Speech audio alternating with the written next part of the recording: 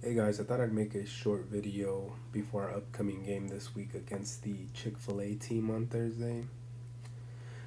So I wanted to put out something um, that help us get us kind of help all of us get on the same page for our game plan and kind of start working towards developing that chemistry and getting the rust off. Since last season, we had our first game against the FCO Cliff last Thursday. We of course have our conditioning to work on. Our chemistry needs to be built back up, and I think that I have a few ideas here that we can all kind of think of going into this next game that'll help the team overall improve. And then of course we'll keep building on that as the season progresses. So the why for this is building up a game plan, making sure we all know what's going on, working on the chemistry. And for this week, I wanted the approach to come from a defensive perspective, kind of defensive responsibilities, overall game plan, what you should be doing individually to contribute to the team as a whole. But let's see. With our defending, the overall goal for us should be to keep the ball under control and forcing the mistake when we're playing defense. So, for example, I have this scenario laid out. We're the blue team. We have our two defenders. We have our midfielder and forward. We generally start up our formation like this: two defenders, one midfield, one forward. But in this in-game scenario, we're marked up against the opposition. The first concept I want to talk about is staying in between our goal and the man we're marking. So, for example, our number 5 here is marking up their number 2 with the ball. The overall idea for him should be to stay in between the goal and him and the player he's marking at all times to at least remove the shot option. In these smaller fields, even at the halfway point, the shot is a pretty legitimate option. So we want to try to take that away and make them think about a pass, or maybe even thinking about doing something to try to get around you, something that'll be risky where they could potentially lose the ball. But positioning wise, this is always a good, solid thing to count on, staying between your man and the ball. Now, for the defenders who are marking the free man, we essentially want to follow the same thing. We want to make sure that we're staying in between our goal and the man you're marking, just in case they do receive the ball, they don't have an easy shot option. We don't want to be in a situation where we're behind them, or in this case on the outside of them, or even where it's right next to them, because they could turn into a foot race.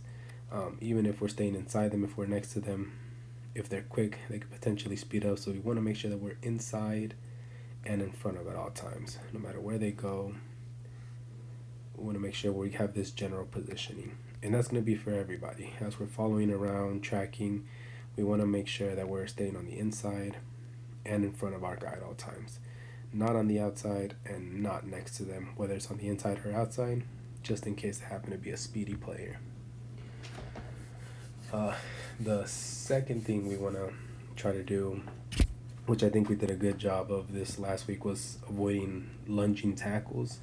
We don't want a situation where let's say number 5 here goes in for a tackle and for whatever reason misses. All of a sudden, number 2 is free with the ball, and that's a pretty good shot opportunity on the small fields. So we want to make sure we just stay in front of the player, blocking off their angles, staying in front of them. It really is annoying for them, and they have to think of a second or third option. And once we're putting that kind of pressure on them, it could potentially lead them to making a mistake, which is good for us. Let's see. Third thing I wanted to touch on was taking advantage of the sidelines. In these small fields, if we can get it to where we're pushing them over to the sideline, it really closes up the field for them. And if they're not getting under pressure, once again, force the mistake, force them to make a bad pass, a bad shot, or at the very least, make them rethink everything and have to go all the way back to the keeper, which is good for us because that means the ball is far away from our goal. And the last thing that I wanted to touch on was communication. We were working on it last season. We're going to have to work on it again this season as well. But we just want to build up that communication to be able to call out runners, switches, if somebody loses their mark, whatever it is. We want to make sure we feel comfortable talking to each other the keeper and the defender, since they're far back, they have pretty good vision of the field. Will depend on them, but we want to make sure that everybody's involved with that communication aspect. I think it's something that if we get a good handle on, will really be beneficial for our defense and for all our overall play in general. But I just wanted to touch on these four things going into this week's game that I think will help us out.